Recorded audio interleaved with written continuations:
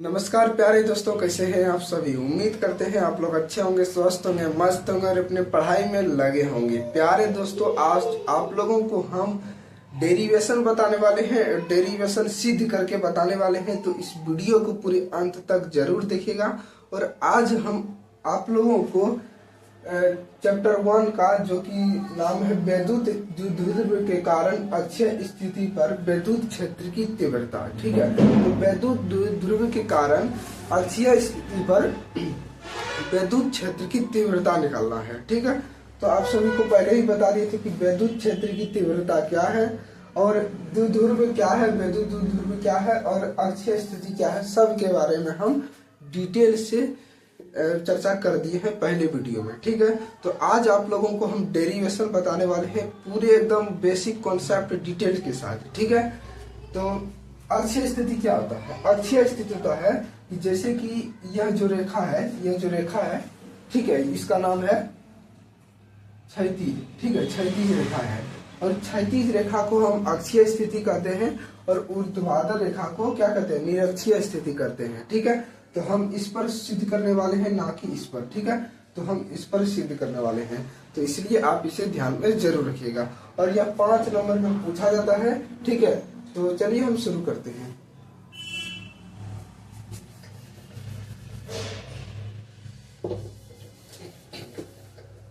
सबसे पहले हम वैद्युत द्विध्रुव का एक डायग्राम बना लेते हैं। ठीक है, और डायग्राम की मदद से आप लोगों को समझाते हैं। ठीक है, तो सबसे पहले यहाँ एक वैद्युत द्विध्रुव बनाना है। ठीक है, जैसा कि हम यहाँ बना रहे हैं। देखिए, जैसे जैसे हम कर रहे हैं वैसे वैसे आप लोगों को बनाना है। ठीक है, तो ये क्या हो गया, एक हम वैद्युत द्विध्रुव ले रहे हैं जी। ठीक है, इसका नाम है +Q और इसका नाम है -Q। ठीक है, या इसका नाम -Q रखिए और इसका +Q रखिए, ये हो गया। और यहाँ मान लीजिए कि इस बिंदु का नाम है A और इस बिंदु का नाम है B और इसके बीच की जो बिंदु है वह O है और यहाँ से A से O की बीच की दूरी को हम L मानेंगे। ठीक है, L मानेंगे, यानी यहाँ से यहाँ तक की दूरी को क्या मानेंगे, तो L मानेंगे। और O से B की दूरी को हम भी L मानेंगे। ठीक है, L मानेंगे, क्योंकि वैद्युत द्विध्रुव में यह जो A से B तक की दूरी को हम 2L मानते हैं। ठीक है, तो आप सभी को पहले से पता होगा कि वैद्युत द्विध्रुव का फार्मूला क्या आता है। तो वैद्युत द्विध्रुव का फार्मूला आता है कि P बराबर Q × 2L होता है। ये वैद्युत द्विध्रुव का फार्मूला होता है। ठीक है, फिलहाल हम इस पर बात नहीं करेंगे, बात जो करेंगे इसमें जो है वही करेंगे। ठीक है, और मान लीजिए कि यहाँ से एक बिंदु P है। ठीक है, ये बिंदु क्या नाम है, P है। यानी जो हम कह सकते हैं कि B से एक आगे बिंदु P है और O से P की बीच की दूरी को हम क्या मानेंगे, पता है। देखिए, फिजिक्स में कोई भी दूरी मानिएगा ना, ये तो द्विध्रुव है इसलिए हम L माने। अगर कोई भी दूरी रहे ना तो उसको R मानना है। क्या मानना है, R मानना है, तो इसलिए हम R इसको मान लिए। ठीक है, यानी O से P की बीच की दूरी को हम क्या मान लिए, R मान लिए। ठीक है, तो बस इतने में खेला होने वाला है। जितना भी आप इसमें काम किए हैं बस आपको लिख देना है। क्या करना है, लिख देना है। तो लिखना है कि माना, ठीक है, माना A तथा B वैद्युत द्विध्रुव है।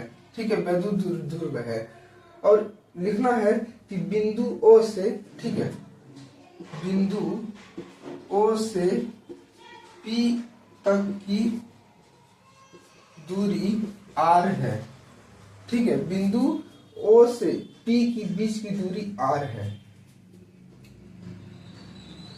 ठीक है, ये हो गया। जहां हमको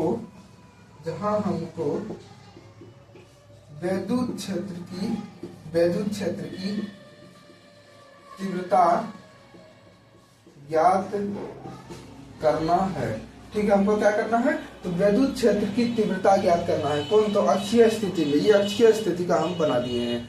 और उसके बाद लिखना है कि Q1 तथा Q2 -Q1 तथा Q2 +Q के बीच की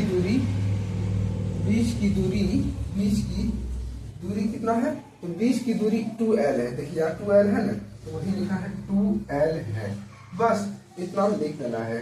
अब आप लोगों को पता होगा कि बिंदु आवेश के कारण विद्युत क्षेत्र की तीव्रता का फॉर्मूला क्या होता है। तो बिंदु आवेश के कारण विद्युत क्षेत्र की तीव्रता होता है E बराबर, E का मतलब क्या हो गया, E का मतलब हो गया इलेक्ट्रिक फील्ड यानी विद्युत क्षेत्र हो गया। E बराबर 1/4 पाई एप्सिलॉन नॉट Q1/r² होता है। ये होता है, ये कूलाम का नियम नहीं लिख रहे हैं, हम लिख रहे हैं बिंदु आवेश के कारण विद्युत क्षेत्र की तीव्रता का फॉर्मूला ये होता है। ठीक है, किसके कारण, तो बिंदु आवेश के कारण। ठीक है, अगर आपसे पूछेगा, ऑब्जेक्टिव में पूछ सकता है कि बिंदु आवेश के कारण विद्युत क्षेत्र की तीव्रता का फॉर्मूला क्या होता है, तो आप लोगों को बताना है कि E बराबर 1/4 pi epsilon not into Q1/r² होता है।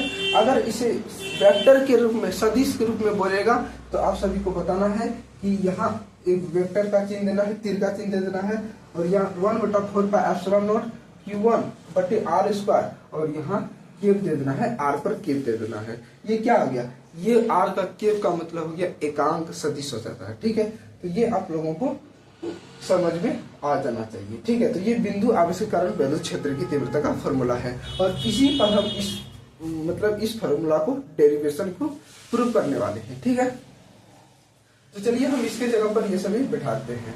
E1 माने हैं, मान लीजिए कि इधर कहीं भी अनंत पर E1 है। ठीक है, आप सभी को पता होगा कि प्लस के कारण विद्युत की क्षेत्र की तीव्रता बाहर की ओर होता है, और माइनस के कारण विद्युत क्षेत्र की तीव्रता अंदर की ओर होता है। उसी प्रकार से यहाँ प्लस है, तो इसका कहने का अर्थ यह हुआ कि इसका विद्युत क्षेत्र की तीव्रता बाहर की ओर होगा, यानी हम मान लिए कि इधर कहीं भी होगा, उससे कोई मतलब नहीं है, इधर कहीं भी होगा। ठीक है, तो ये हो गया, हमको E1 मानना है, तो E1 बराबर लिखना है 1/4 पाई एप्सिलॉन नॉट, तो इसका चेंज होगा ही नहीं। ठीक है, तो वो लिख देना है 1/4 पाई एप्सिलॉन नॉट। यहाँ देना है क्या, Q तो चेंज होगा ही नहीं। ठीक है, Q भी लिख देते हैं। अब बात रहा r² का। r² का कहने का अर्थ हुआ कि इसका दूरी, यानी B से P की बीच की दूरी, यानी यहाँ से यहाँ तक की दूरी हमको निकालना है। ठीक है, तो यहाँ से यहाँ तक की दूरी हमको निकालना है। इसको निकालने के लिए क्या करेंगे, देखिए टोटल तो यहाँ है, हमको कोई भी अगर दूरी निकालना होगा ना, तो हम O से लेंगे, O से हमको यहाँ निकालना है, लेकिन इसका दूरी यहाँ तक दिया है। ठीक है, देखिए R यहाँ तक है ना, यहाँ से यहाँ तक, यानी O से P तक R है, लेकिन हमको BP ही निकालना है। तो इसके लिए हम क्या करेंगे, तो टोटल R है, इसमें L घटा देंगे तब ना ये निकलेगा। फिर से समझिए, जैसे कि यहाँ से यहाँ तक की दूरी कितना है, मान लीजिए 5 किलोमीटर है। ठीक है, और हमको यहाँ दिया हुआ है, ठीक है, यहाँ दिया हुआ है 2 किलोमीटर, तो बोलेगा कि इसका दूरी कितना है। ठीक है, देखिए टोटल है 5 किलोमीटर, इसका दिया है 2 किलोमीटर, तो इसका दूरी कितना होगा, तो घटा देंगे आप कि 5 में 2 घटा देंगे, तो इसका 3 किलोमीटर दूरी निकल जाएगा। तो यही इसमें करना है आप लोगों को। ठीक है, यही करना है। चलिए हम लिख देते हैं, क्या लिखना है, यानी R में L घटा देंगे, और यहाँ होल स्क्वायर है तो इसको होल स्क्वायर दे देंगे। ये हो गया पहला इक्वेशन, यानी समीकरण 1 भी मान सकते हैं। ठीक है, समीकरण 1 मान सकते हैं। और इसका दिशा किस ओर है, तो इसका दिशा है B से P की ओर, B से P की ओर।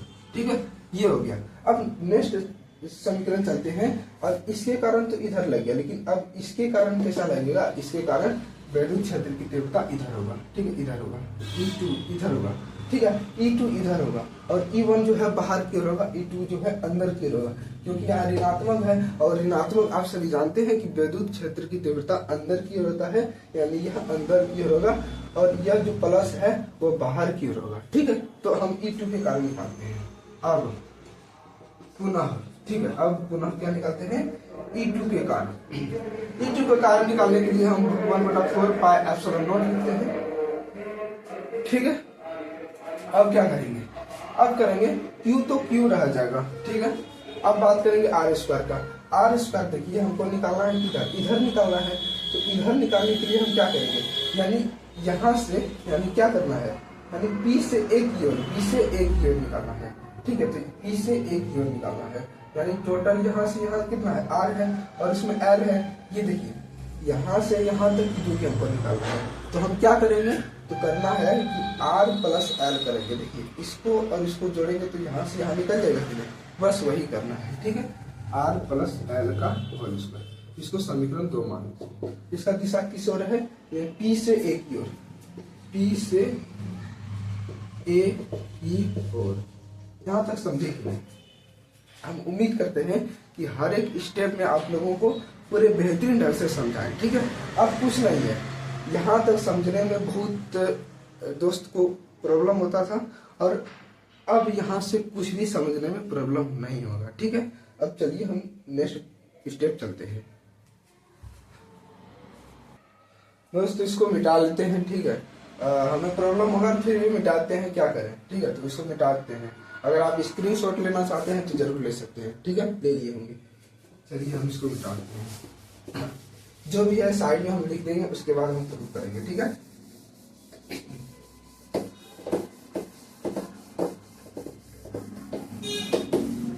ठीक है। अब चलिए समझते हैं क्या पता है। अब इसको पहले लिख देते हैं, जो पहले लिखे थे जो मिटाए थे वही साइड में हम लिख लेते हैं, ताकि यहाँ समझाने में आप सभी को कोई भी मतलब समझने में कोई भी दिक्कत नहीं होगा। ठीक है, तो पहला समीकरण था ई बराबर E1 बराबर 1/4 पाई एप्सिलॉन नॉट क्यू बटे आर माइनस क्या था, आर माइनस एल का होल स्क्वायर था। ये समीकरण 1 था। इसका दिशा किस ओर था, तो यानी इसका दिशा था बी से पी की ओर था। ठीक है, इक्वेशन नंबर 2 यानी विद्युत क्षेत्र की संख्या 2 बराबर होता है 1/4 पाई एप्सिलॉन नॉट क्यू बटे आर प्लस एल स्क्वायर। ये होता है समीकरण 2। इसका दिशा किस ओर है, इसका दिशा है पी से ए की ओर। ठीक है, तो ये आप सभी को ध्यान में रखना है। अब बात करते हैं कि आप देखिए E1 और E2 में कौन बड़ा है। आप इमेज देखिए यहाँ कि E1 और E2 में कौन बड़ा है क्या। ठीक, तो आप सभी को पता होगा कि E1 जो है वो इधर है, यानी इधर है का कहने का अर्थ हुआ कि अनंत की ओर है, इसका कोई लिमिटेशन नहीं है। लेकिन E2 जो है वह अनंत की ओर नहीं है, वह अपने एक पाथ में जा रहा है, अपने एक दिशा में जा रहा है। लेकिन ये जो E1 है वह किधर जा रहा नहीं पता, कितना दूर पर रहेगा, कितना दूर तक रहेगा, इसका कोई लिमिटेशन नहीं है। ठीक है, तो आप सभी को लिखना है कि E1 जो है वह बड़ा है, इससे बड़ा है। ठीक है, E2 से E1 बड़ा है, तो आप सभी को लिखना है तो E बराबर E1 माइनस E2 लिखना है, बस इसी पर बैठाना है। ठीक है, हम यहाँ भाषा थोड़ा सा होता है। ठीक है, बस भाषा हम नहीं लिखे, हम सोच रहे हैं कि आप सभी को इतना भी समझ में आ जाने तो बहुत बड़ा चीज है। ठीक है, तो ये हो गया। अब लिखना है कि E1 और E2 को माइनस कर देना है, उसके बाद सॉल्व करना है। ठीक है, तो चलिए हम माइनस कर देते हैं। ठीक है, तो यहाँ लिखना है E बराबर, हम टोटल को E मान लिए हैं, E1 बराबर 1/4 पाई एप्सिलॉन नॉट क्यू बटे आर माइनस एल का होल स्क्वायर। यहाँ माइनस देना है, यहाँ माइनस है तो माइनस देना है। और E2 का मान है 1/4 pi epsilon not into Q बटे आर प्लस एल का होल स्क्वायर। ये दोनों हम कर दिए, इसको माइनस कर दिए। अब सॉल्व करना है, तो यहाँ देखिए क्या क्या कॉमन निकल रहा है। 1/4 पाई एप्सिलॉन नॉट कॉमन है ना, यहाँ भी 1/4 पाई एप्सिलॉन नॉट है, तो इसको हम इन दोनों को एक साथ कॉमन ले लिए, कॉमन ले लेते हैं 1/4 पाई एप्सिलॉन नॉट, और क्यू को भी हम कॉमन ले लेते हैं। ठीक है, तो क्यू को भी हम कॉमन ले लिए, यहाँ लिख लिए। ठीक है, तो अब लिखना है 1/r माइनस एल का whole square minus 1/r plus L का स्क्वायर। ठीक है, ये समझे कि नहीं। हम क्यू कॉमन लिए, क्यू देखिए यहाँ कॉमन ले लिए, यहाँ भी क्यू है, यहाँ भी क्यू है, तो जिसके कारण हम कॉमन ले लिए हैं। अगर आप लोगों को बेसिक मैथमेटिक्स आता होगा ना तो बस वही किए हैं। ठीक है, अगर हम क्यू इससे भाग देंगे तो क्या बचेगा, 1 बचेगा, तो वही यहाँ लिखे हैं। इसको और इससे भाग देंगे तो 1 बचेगा, तो इसलिए हम ऊपर में 1 लिखे हैं और नीचे में सेम लिख दिए हैं। ठीक है, तो अब क्या करना है, 1/4 पाई एप्सिलॉन नॉट कर देना है, क्यू कर देना है। और इसको कैसे कीजिएगा, इसको करने के लिए आप पहले एलसीएम लीजिए। ठीक है, इन दोनों का एलसीएम लीजिए, इन दोनों का एलसीएम लीजिएगा तो इस प्रकार होगा। ठीक है, इस प्रकार होगा।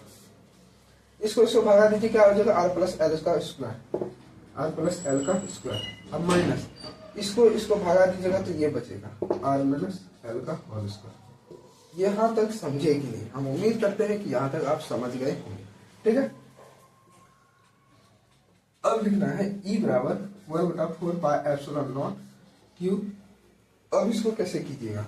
इसको करने के लिए देखिए, इसका फॉर्मूला एक होता है ए माइनस ए प्लस बी का होल स्क्वायर माइनस ए माइनस बी का होल स्क्वायर। इसका फॉर्मूला होता है 4ab होता है। क्या आता है ये याद रखना है आप सभी को। इसका फॉर्मूला होता है ए प्लस बी का होल स्क्वायर माइनस ए माइनस बी का होल स्क्वायर का फॉर्मूला होता है 4ab होता है। 4ab होता है तो हम 4ab के जगह पर हम 4l RL लिख सकते हैं कि नहीं? देखिए, हम यहाँ AB पर फॉर्मूला निकाले हैं तो यहाँ 4AB हो जाएगा। अगर यहाँ हम RL पर फॉर्मूला निकालेंगे तो 4RL नहीं होगा, जरूर होगा। तो यहाँ लिख देना है 4RL बटे। इसको कैसे कीजिएगा? इसको करने के लिए करना है आप लोगों को R का स्क्वायर माइनस L का स्क्वायर, ये पता होगा आप लोगों को। ठीक है, अब क्या करना है? चलिए अब इधर आते हैं।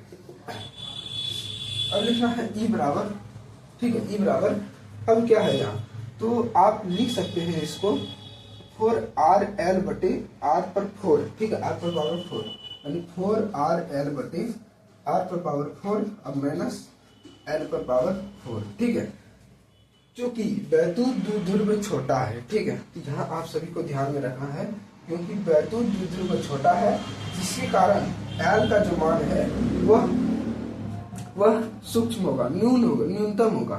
ठीक है, आप देख सकते हैं कि वैद्युत द्विध्रुव यहाँ है। देखिए, यहाँ A से B तक है, इसका नाम है वैद्युत द्विध्रुव। और इसका जो मान है, इसका जो एक न्यूनतम मान है वो 0 होना चाहिए। ठीक है, ऐसा डेरिवेशन में ऐसा वैज्ञानिक प्रूव करके बताया है, हम नहीं बता रहे हैं। ठीक है, ऐसा वैज्ञानिक ने निकाल के देखा है कि वैद्युत द्विध्रुव जो है वह सूक्ष्म है, अति सूक्ष्म है, जिसके कारण इसके वैद्युत क्षेत्र की तीव्रता आप पढ़े होंगे, वैद्युत क्षेत्र की तीव्रता पढ़े होंगे कि इसका बीच की दूरी का अल्पतम होता है। ठीक है, इसके बीच की दूरी क्या होता है? एकदम न्यून होता है, अल्प होता है। तो वही आप सभी को ध्यान में रखना है। इसलिए यहाँ लिखना है वैद्युत, चूंकि वैद्युत द्विध्रुव सूक्ष्म है, इसलिए L बराबर क्या लिखना है? L बराबर 0, यानी L का मान है लगभग आप 0 मान सकते हैं। ठीक है, तो हम यहाँ बैठा दिए। दिख रहा है ना आप लोगों को? यहाँ दिख रहा है ना आप लोगों को? हाँ, चलिए दिख रहा है। अब यहाँ मानना है क्या पढ़े हैं? T बराबर Q इंटू 2L होता है। तो यही इसके जगह पर ये हम बैठा देंगे। इसका मान यहाँ है, इसका मान देखिए ये है और ये है, तो इसके जगह पर हम P बैठा सकते हैं। तो वही लिखे हैं 2R बचा है और यहाँ इंटू P लिख देते हैं। ठीक है, अब R कैंसिल हो गया। ठीक है, R कैंसिल हो गया, एक R कैंसिल हो गया, यानी हम लिख सकते हैं कि 2P बटे R पर 3। ठीक है, ये हो गया और बचा है यहाँ ये वाला।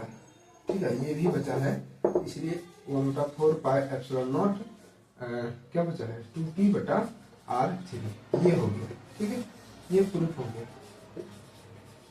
तो हम उम्मीद करते हैं कि प्रूफ वाला सवाल आपसे अगर पूछा जाएगा तो आप एकदम 10 मिनट में बना सकते हैं। ठीक है, देखिए हम क्या किए पहले, हम इसको पहले फिगर, आप पहले फिगर समझिएगा, उसके बाद इसको प्रूफ कीजिएगा। ठीक है, तो पहले फिगर समझना है। सबसे पहले वैद्युत द्विध्रुव बनाना है। ठीक है, वैद्युत द्विध्रुव आघूर्ण बनाना है फिगर।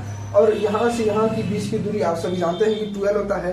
और यहाँ से एक बिंदु P मान लेना है, जो कि O से P की बीच की दूरी R मान लेना है। ठीक है, और यहाँ आप सभी जानते हैं कि इसके कारण अगर वैद्युत क्षेत्र की तीव्रता निकालेंगे, यानी प्लस Q के कारण वैद्युत क्षेत्र की तीव्रता निकालेंगे तो ये बाहर की ओर होगा, और माइनस के कारण वैद्युत क्षेत्र की तीव्रता निकालेंगे तो ये अंदर की ओर होगा। ठीक है, ये हो गया।